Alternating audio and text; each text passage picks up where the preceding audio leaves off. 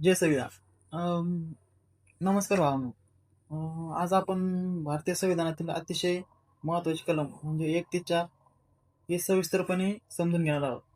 तर आता तुम्हाला प्रश्न पडला असेल की रोज शॉर्टवरती रीलवरती तर माहिती सांगतोय. तर भावांनो, ती जी माहिती सांगतो भाऊ, ती थोडक्यात असते भावांनो. आपली म्हणजे लक्षात राहील असं 1 ते 2 मिनिटांमध्ये सांगतो. तर त्याची जर कलमाची जर सविस्तर माहिती घ्यायची असली तर भावांनो, व्हिडिओ हा मोठा बनत असतो. त्यामुळं आजचा मी व्हिडिओ बनला आहे कलम 1 ते 4 यावरती. ही कलम आपल्याला काय काय सांगतात तर भारत म्हणजे काय, भारतामध्ये राज्य कसे तयार होतात, राज्याच्या सीमा कशा बदलतात, हे कलम 1 ते 4 या माहिती असते भाऊ. जर तुम्ही संविधान समजून घेण्यासाठी हा व्हिडिओ बघत असाल तर शेवटपर्यंत नक्की बघा भावांनो. आणि आपले संपूर्ण व्हिडिओ बघत राहा, कारण आपण संविधानाची पूर्ण सिरीज चालू केली आहे. आणि संविधान नेमकं काय आहे, त्याची माहिती कशासाठी उपयोग पडतो आपल्याला, हे संपूर्ण मी डेली सांगणार आहे भावांनो. तर आपले व्हिडिओ बघत राहा. चला तर मग सुरू करूया. कलम 1 काय सांगते भावांनो, भारताचे नाव व राज्याचे क्षेत्र. कलम 1 मध्ये 3 महत्वाच्या गोष्टी आहेत. नंबर 1, भारताचे नाव India that is Bharat shall be a union of states. म्हणजेच थोडक्यात सांगत झालं तर इंडिया दॅट इज भारत आणि भारत म्हणजेच इंडिया. म्हणजे इंडिया म्हणजेच भारत आणि भारत म्हणजेच इंडिया. आणि भारत हा राज्यांचा संघ आहे असं या लाईनीमध्ये सांगितलं भावना. तर इथे युनियन का वापरलं किंवा युनियन का दिलं आहे तर कारण भारतातील राज्य म्हणजेच भारतातले राज्य वेगळे होऊ शकत नाही किंवा याचा अधिकार नाही. भारत हा अविभाज्य संघ आहे म्हणून हा शब्द तिथं वापरलेला भावना. नंबर 2, भारताचं राज्याचे क्षेत्र. सर्व राज्य, सर्व केंद्रशासित प्रदेश, भविष्यात भारतात सामील होणारे प्रदेश म्हणजेच भारताचे क्षेत्र कायमचे ठरलेले नाही, ते वाढू किंवा बदलू शकते. हे भारताच्या राज्य आणि क्षेत्रामध्ये माहिती. नंबर 3, नेमकं नंबर 3 म्हणलं म्हणजे भारताचे अधिकृत नाव इंडिया आणि भारत. भारत एक संघराज्य आहे. राज्यांना वेगळं वाढण्याचा अधिकार नाही, हे कलम 1 मध्ये सांगितलेलं आहे.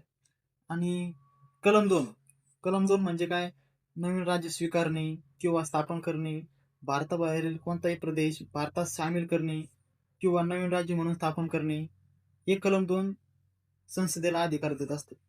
समजा भविष्यात एखादा प्रदेश भारतात सामील होतो तर संसद कायदा करून त्याला भारताचा भाग बनवू शकतो आणि हा अधिकार फक्त संसदेकडेच असतो.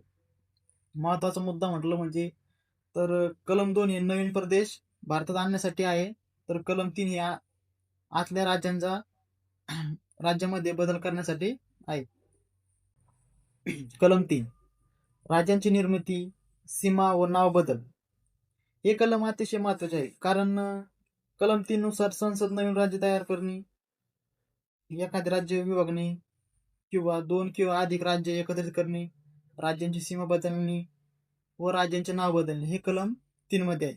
उदाहरण सांगायचं झालं तर 1 मे 1960 रोजी मुंबई राज्याचे विभाजन करून महाराष्ट्र आणि गुजरात हे 2 राज्य निर्माण झाले.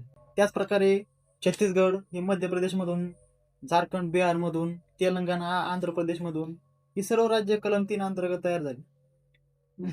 इथे आपल्याला असा प्रश्न पडतो की राज्य निर्माण करताना संबंधित राज्याची परवानगी लागते का नाही, तर त्याचं उत्तर खरं म्हणलं म्हणजे तर नाही.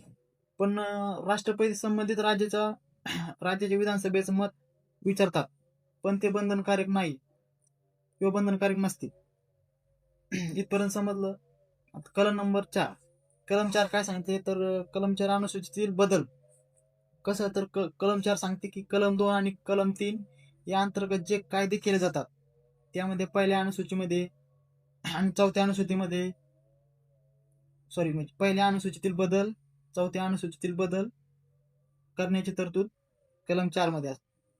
तर पहिल्या अनुसूचीमध्ये काय, राज्य आणि केंद्रशासित प्रदेशांची यादी असते आणि चौथ्या अनुसूचीमध्ये काय असतं, राज्यसभाचे प्रतिनिधित्व. महत्वाचा मुद्दा म्हणलं, हे बदल संविधान दुरुस्ती मानले जात नाही, साध्या बहुमताने होते. म्हणजेच कलम 4 हे बदल संविधान दुरुस्ती करत नाही, हे साध्या बहुमताने होत असते. खरं तर जर तुम्हाला हा व्हिडिओ उपयुक्त किंवा फायदेशीर वाटत असेल तर भावांनो लाईक शेअर सबस्क्राईब करा. आणि मी जे संविधानाविषयी माहिती देतो ती योग्य आहे की नाही ते पण कमेंटमध्ये सांगा. आणि तुमचे काही जर प्रश्न असेल की मी कुठं चुकलो असेल तेही सांगा. भेटू आपण उद्या पुढच्या व्हिडिओमध्ये. जय भीम, जय संविधान.